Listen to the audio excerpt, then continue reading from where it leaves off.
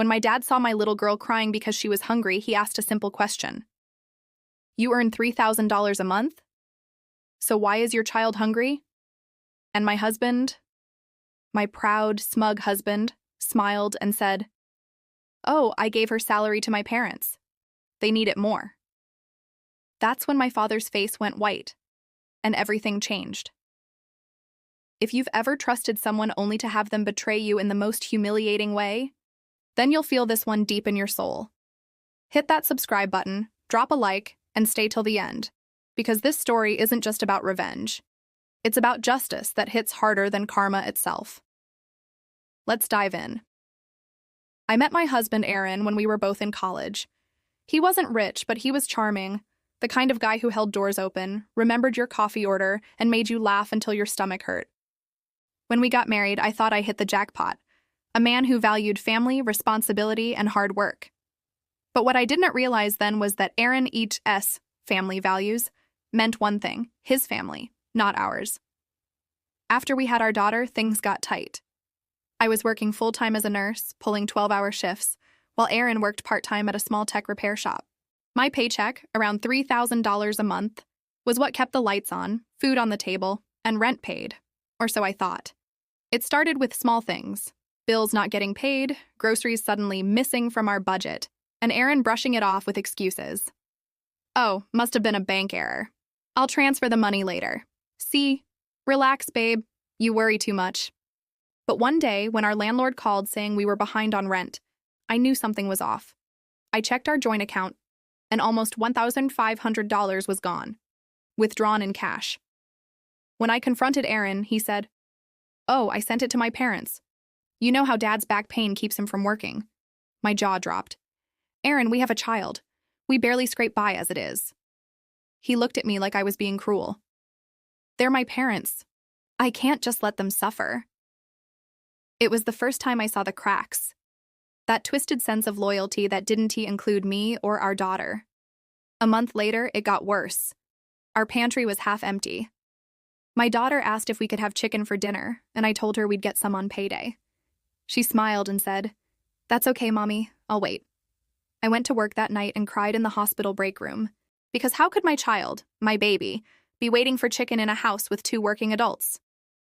That weekend, we visited my parents. My dad, a quiet man who rarely spoke unless necessary, noticed something was wrong. He asked my daughter, What do you want for lunch, sweetheart? And she said softly, Anything. We don't eat much at home anymore. My father froze. He turned to me, voice sharp. What does she mean by that? Before I could even explain, Aaron laughed. Oh, don't worry, sir. It's just been tight since I've been helping out my parents. I gave her salary to them this month. They needed it more. The room went silent. My father stood up slowly, like a storm brewing. You did what? Aaron shrugged, smiling proudly like he'd done something noble. My parents are family too. We share everything. My dad's face turned red. Do you mean to tell me you letting my granddaughter go hungry while you play hero to your parents? Aaron's smirk faded. He tried to laugh it off, saying, You don't understand, sir. But Dad cut him off. No, you don't understand. A man's first responsibility is his wife and child. You're not a provider. You're a parasite.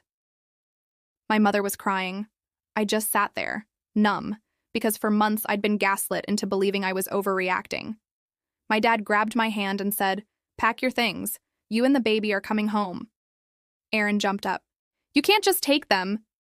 Dad turned to him, calm but deadly. Watch me. When we got back to my parents' house, my father sat me down. He asked me to log into my account. Together we went through every transaction. What we found broke me. Over the past 6 months, Aaron had been sending almost all of my salary, nearly $18,000 total, to his parents, every single month. Meanwhile, I was skipping meals, working overtime, and watching my daughter eat plain rice because we couldn't afford better groceries. My dad didn't yell. He just said quietly, Let me handle this. The next day, he called Aaron and asked him to come over, saying he wanted to talk things out. Aaron showed up wearing that same smug look, probably thinking he could smooth things over. But this time, my dad had proof, printed bank statements, transaction records, even screenshots of text messages Aaron had sent to his mother about keeping her comfortable while my wife handles the bills. Dad placed the papers in front of him. Explain this. Aaron stammered. Well, family comes first. Your wife and child are your family, Dad said. You don't deserve them.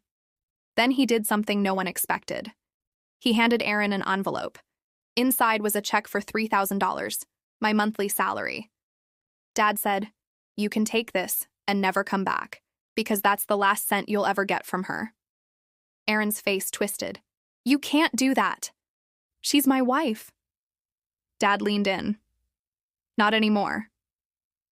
I filed for divorce a week later. Aaron's parents called me, begging, demanding, guilt-tripping, saying I was tearing their family apart.